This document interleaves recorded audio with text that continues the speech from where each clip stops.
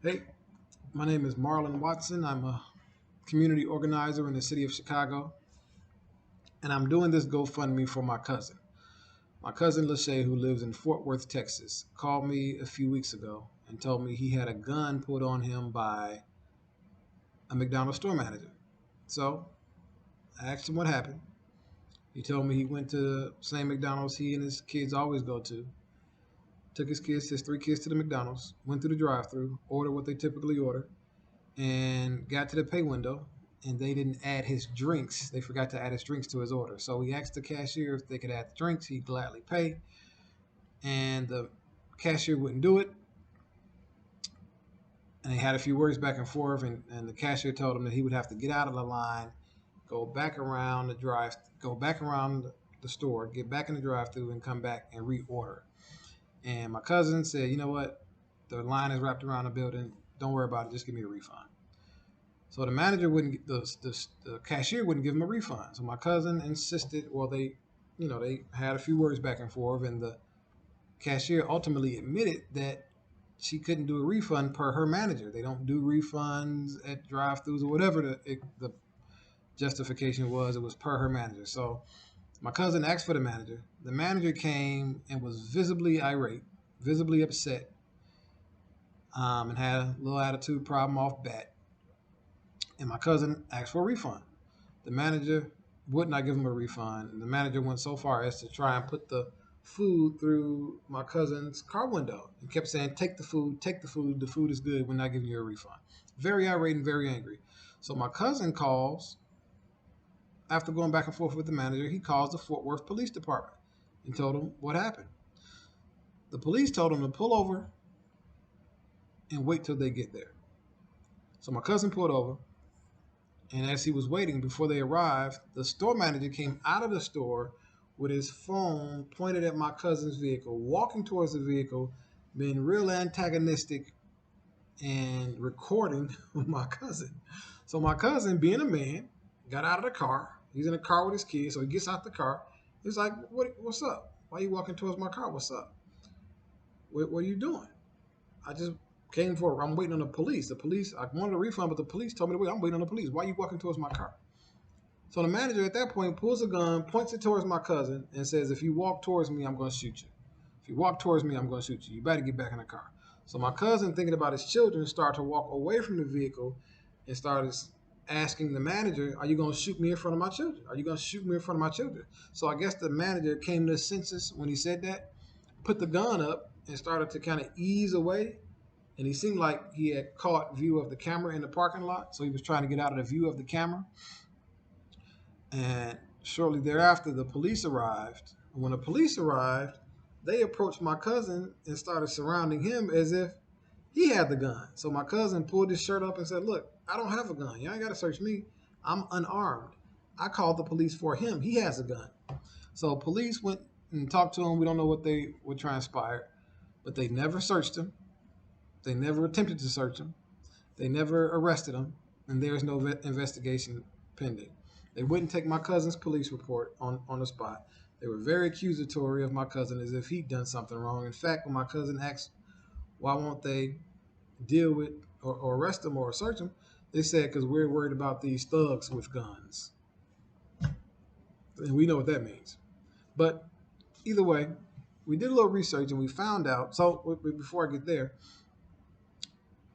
the next day, my cousin's calling and trying to file a police report. He wanted to file a police report. They kept giving him the runaround. I started calling. They started giving me the runaround. We had to call internal affairs just to get the police to call my cousin back. And they're still giving him the runaround. They won't let him file a police report.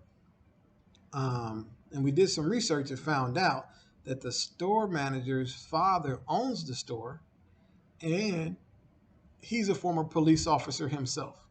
So this is looking like a cover up. They're covering this up because his son, the guy's father, is a former police officer. And so I flew up there last week. We got some press out. A couple of press outlets came out, but they still hadn't budged. They still won't let them file a police report. We can't file one online because there's no category for what happened. They won't take one over the phone. And the last they talked to them, they told them to schedule an appointment to come and file one. They won't. They won't. They just keep giving them the runaround. So they're not responding. McDonald's has been contacted several times by me and my cousin. They're not responding. And so this GoFundMe is so we can sue the McDonald's and the manager. We found a lawyer to take the case, Malik Zulu Shabazz of the New Black Panther Party and the Black Lawyers for Justice. I believe that's the name of his legal team.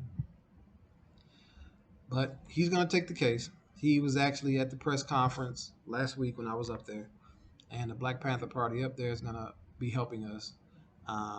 We called a few local lawyers, and they want $5,000 or $10,000 in the gate. Malik Zulu Shabazz has already started doing the work, but at some point there going to be costs associated with this. We're going to sue the McDonald's and the manager. And we may have to do depositions. They may be experts. They may need to be called. We may have to subpoena some things. So all these things are going to cost. We may do some demonstrations, and we want to be able to feed the demonstrators if we do some demonstrations. We got some local activists up there and local citizens up there that want to help. We want to be able to feed people, and so that's what the GoFundMe is for.